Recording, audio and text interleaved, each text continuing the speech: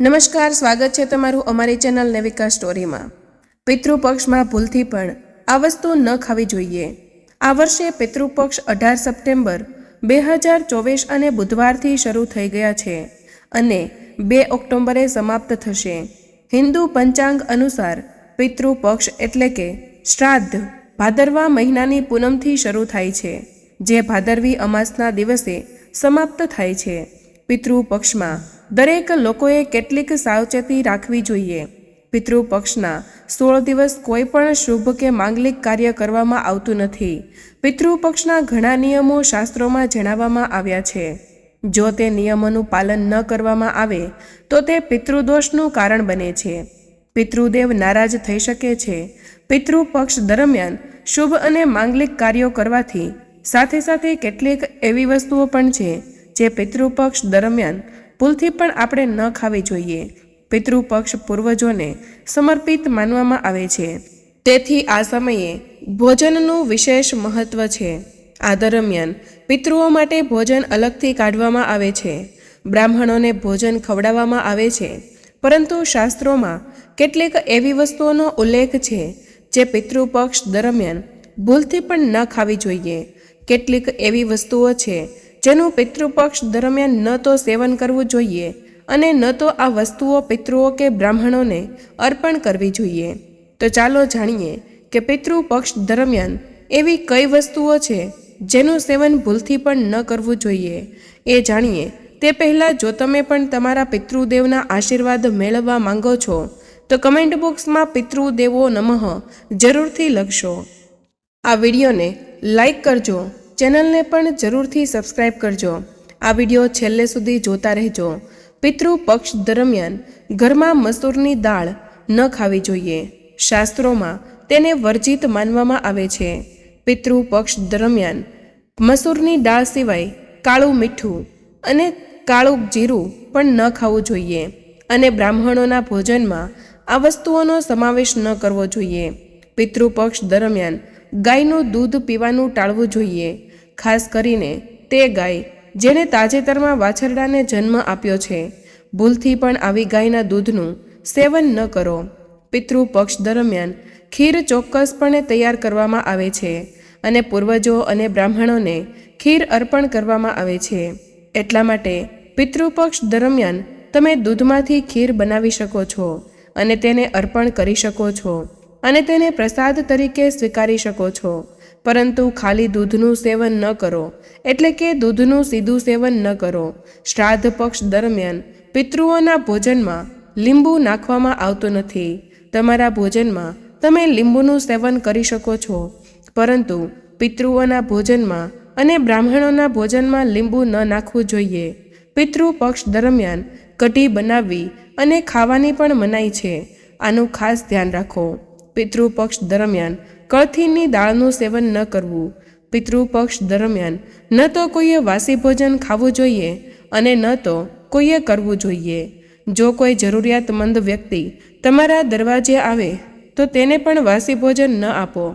શાસ્ત્રોમાં કહેવામાં આવ્યું છે કે પિતૃપક્ષ દરમિયાન પિતૃઓ કોઈ પણ રૂપમાં દ્વાર પર આવે છે અને જો આવી સ્થિતિમાં તમે પિતૃઓને વાસી ભોજન આપો છો તો પિતૃદોષનો સામનો કરવો પડશે।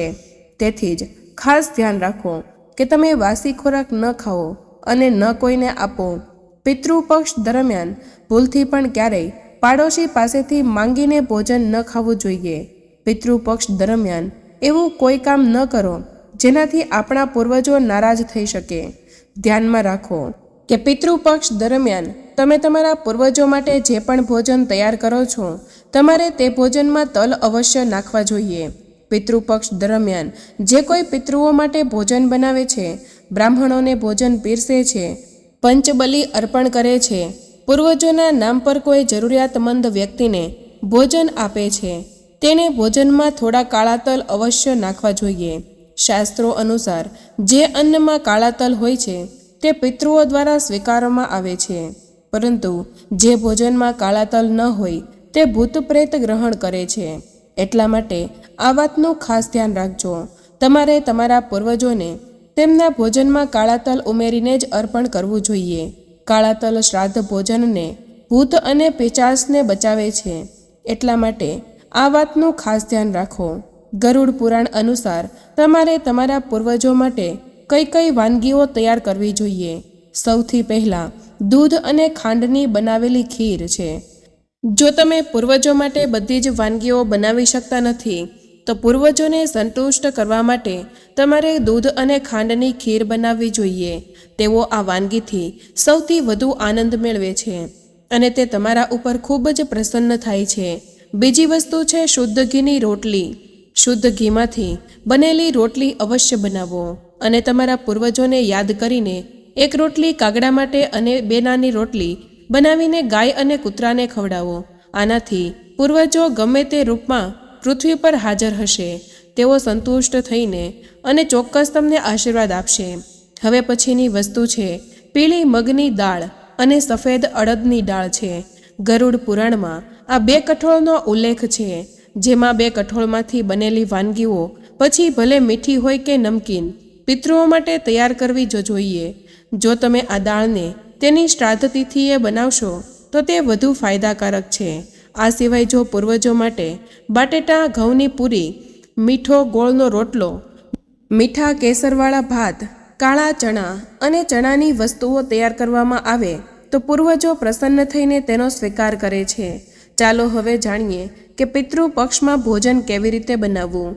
જેમ આપણે ભગવાનને ભોગ અર્પણ કરીએ છીએ તે સમયે તેને ચાખતા કે એઠું કરતા નથી, તેવી જ રીતે આપણે આપણા પૂર્વજોને ભોજન અર્પણ કરતા પહેલાં ચાખવું જોઈએ નહીં.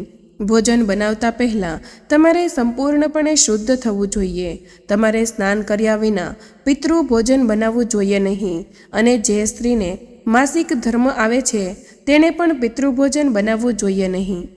પિતૃભોજન બનાવતા પહેલાં ગંગાજળનો છંટકાવ કરીને રસોડું સાફ કરવું જોઈએ.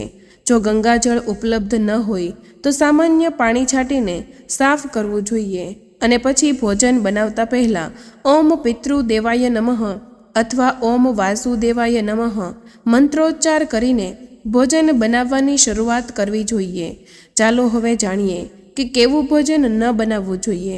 પિતૃપક્ષ દરમિયાન ભોજનમાં તામસી વસ્તુઓનો ઉપયોગ ક્યારેય ન કરવો જોઈએ.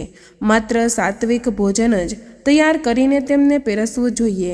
માંસાહારી ખોરાક ક્યારેય ન બનાવવો જોઈએ. તામસી વાનગીઓની સાથે ડુંગળી, આદુ અને લસણનો પણ શ્રાદ્ધ ભોજનમાં ઉપયોગ ન કરવો જોઈએ. ભોજનમાં આ વસ્તુનો ઉપયોગ કરીને પૂર્વજો ખોરાકનું સેવન કરતા નથી અને તેઓ ભૂખ્યા પેટે પિતૃલોકમાં પાછા ચાલ્યા જાય છે. પૂર્વજોના ભોજનમાં વધુ પડતા તેજ મસાલાનો ઉપયોગ કરશો નહીં. ભોજન શક્ય તેટલું મીઠું અને સાત્વિક બનાવવું જોઈએ, જેથી કરીને પિતૃઓ તેને સરળતાથી સ્વીકારી શકે.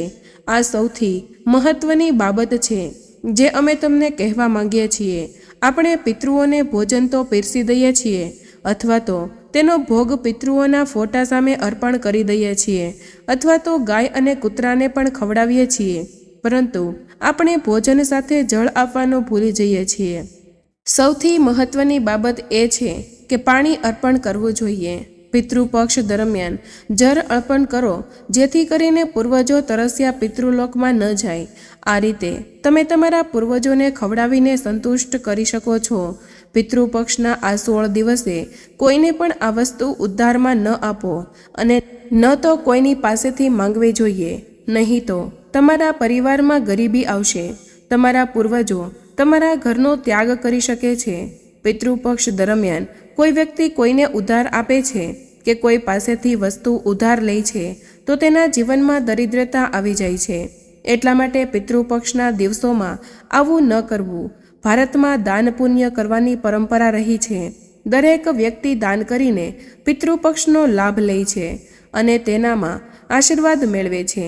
પરંતુ ખાસ કરીને પિતૃપક્ષ દરમિયાન તમારે ન તો આ 2 પ્રકારના કપડાં ખરીદવા જોઈએ અને ન તો કોઈને આપવા જોઈએ. તે છે કાળા અને સફેદ કપડાં છે. પિતૃપક્ષ દરમિયાન સફેદ વસ્ત્રોનું દાન કરવાથી આપણા પિતૃઓ પ્રસન્ન થાય છે અને પિતૃદોષ ઓછો થાય છે. એવું માનવામાં આવે છે કે જો તમે પિતૃપક્ષ દરમિયાન કાળા કપડાનું દાન કરો છો તો તમને તમારા પૂર્વજો દ્વારા શ્રાપ મળે છે અને તેની અસર તમારા જીવન પર પડે છે. ખાસ કરીને કાળા કપડાં ક્યારેય કોઈને દાનમાં ન આપવા જોઈએ. આવા દિવસે ફાટેલા કપડાં પણ દાનમાં ન આપવા જોઈએ. એવી માન્યતા છે કે જો તમે આમ કરો છો તો વ્યક્તિના જીવનમાં ગરીબી આવે છે અને રાહુ દોષની અસર થાય છે અને સાથે જ આપણા પૂર્વજો આપણાથી નારાજ થવા લાગે છે. તેથી જ તમારે આ વાતનું ધ્યાન રાખવું જોઈએ. તમારા પૂર્વજો સંબંધિત ધન કે કોઈ પણ પ્રકારની વસ્તુ તમે કોઈ પણ વ્યક્તિને ન આપો. જેમ કે આપણા વડીલો દ્વારા આપવામાં આવેલા કોઈ પણ ચાંદીનો સિક્કો અથવા તો આશીર્વાદ તરીકે આપવામાં આવેલી કોઈ પણ કિંમતી વસ્તુ, કોઈ પણ ધાર્મિક વસ્તુ, ભગવાન સંબંધિત કોઈ પણ પ્રકારનું પ્રતીક અને પૂજા સામગ્રી તમારે ભૂલથી પણ ક્યારેય કોઈને ઉધાર કે દાનમાં આ વસ્તુ ન આપવી જોઈએ. કારણ કે એવું માનવામાં આવે છે કે જો તમે આવી સામગ્રી અન્ય વ્યક્તિને આપો છો તો તમારા પૂર્વજો ગુસ્સે થઈ જાય છે અને વડીલો દ્વારા આપવામાં આવેલ આશીર્વાદ સમાપ્ત થઈ જાય છે. આનાથી પિતૃદોષ લાગે છે અને તમારા પૂર્વજો તમારા માટે જે કરવાના હતા તે તમે પ્રાપ્ત કરી શકતા નથી. તો સૌથી પહેલાં તમારે આ વાતનું ધ્યાન રાખવું જોઈએ. વડીલો તરફથી આદરના ચિહ્ન તરીકે મળેલી કોઈ પણ વસ્તુ ક્યારેય પણ કોઈને પણ આવી રીતે આપવી જોઈએ નહીં. તેને હંમેશા કાળજીપૂર્વક રાખો. શ્રાદ્ધ પક્ષ દરમિયાન આપણે આપણા પૂર્વજોને તર્પણ કરીએ છીએ, પિંડનું દાન કરીએ છીએ અને ગંગામાં સ્નાન કરીએ છીએ વગેરે. પિતૃપક્ષ દરમિયાન ખાસ કરીને સફેદ વસ્તુઓ ચડાવવામાં આવે છે. આ વાતનું ધ્યાન રાખો કે પિતૃપક્ષના દિવસે આપણા પૂર્વજોને અર્પણ કરવા સિવાય જો કોઈ તમારી પાસે વહેલી સવારે દૂધ, દહીં, છાશ માંગવા આવે અથવા તો સાંજે પૈસા ઉધાર લેવા આવે તો ભૂલથી પણ તમારે ન આપવા જોઈએ. જો તમે તમારા પૂર્વજોને અર્પણ કરવા સિવાય બીજી કંઈ પણ કરો છો તો તમારા પૂર્વજો ગુસ્સે થશે અને તમારે તમારા પૂર્વજોના ક્રોધનો સામનો કરવો પડશે. એટલા માટે પિતૃપક્ષ દરમિયાન કોઈ પણ વ્યવહાર ન કરો. તેવી જ રીતે પિતૃપક્ષ ધન સંપત્તિ સાથે જોડાયેલો છે. પિતૃપક્ષ દરમિયાન આપણા પૂર્વજો ભૌતિક રીતે પૃથ્વી પર આવે છે અને આપણા ઘરમાં તેમનું આગમન અને તેમના આશીર્વાદ સુખ અને સમૃદ્ધિમાં ફેરવાય છે. જો તમે ધન અને સમૃદ્ધિ પ્રાપ્ત કરવા માંગો છો તો તમારે ધ્યાનમાં રાખવું જોઈએ કે પિતૃપક્ષ દરમિયાન જો કોઈ વ્યક્તિ તમારા પાસે ભૂલથી પણ પૈસા ઉધાર લેવા આવે છે તો તમારે તેને પૈસા ઉધાર ન આપવા જોઈએ અને આવી સ્થિતિમાં તમારે ઉધાર ન આપવું જોઈએ અને બીજા પાસેથી ઉધાર ન માંગવા જોઈએ.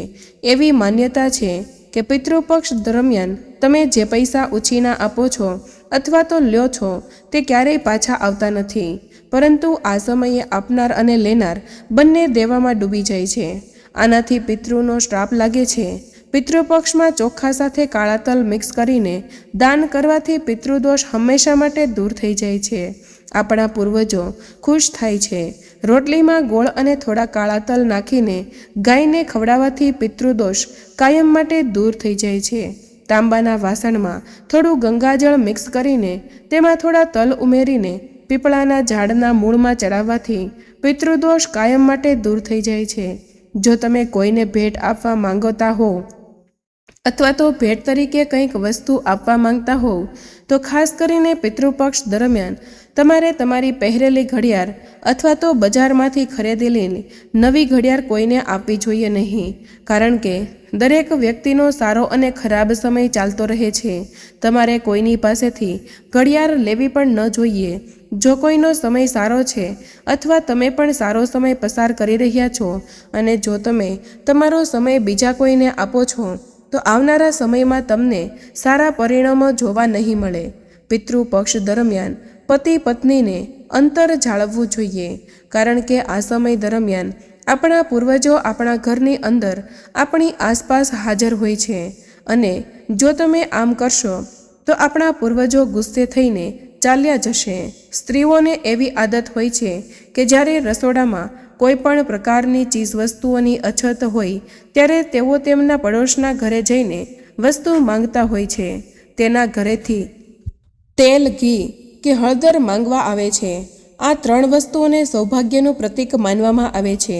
ખાસ કરીને પિતૃપક્ષ દરમિયાન જે ઘરમાં આ વસ્તુઓ હોય છે ત્યાં સુખ સમૃદ્ધિ રહે છે.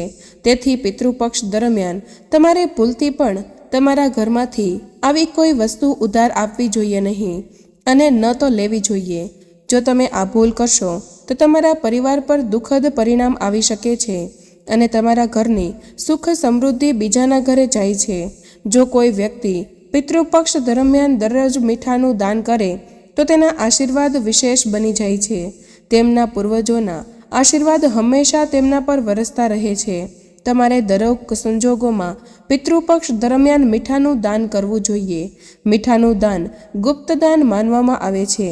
જો તમે સુખ સમૃદ્ધિ ઈચ્છતા હોય અને તમારા પૂર્વજોના આશીર્વાદ ઈચ્છતા હોય તો પિતૃપક્ષ દરમિયાન મીઠાનું દાન કરવું ભૂલશો નહીં. મીઠાનું દાન કરવું શ્રેષ્ઠ અને શુભ માનવામાં આવે છે. મિત્રો, જો આ માહિતી તમને પસંદ આવી હોય તો લાઈક અને તમારા મિત્રો સાથે શેર કરજો અને ચેનલને સબસ્ક્રાઇબ કરવાનું ભૂલશો નહીં. વિડીયોને અંત સુધી જોવા બદલ તમારો ખૂબ ખૂબ આભાર. મળીએ એક નવી માહિતી સાથે. ત્યાં સુધી પિતૃદેવાય નમઃ. જય શ્રી કૃષ્ણ. ધન્યવાદ.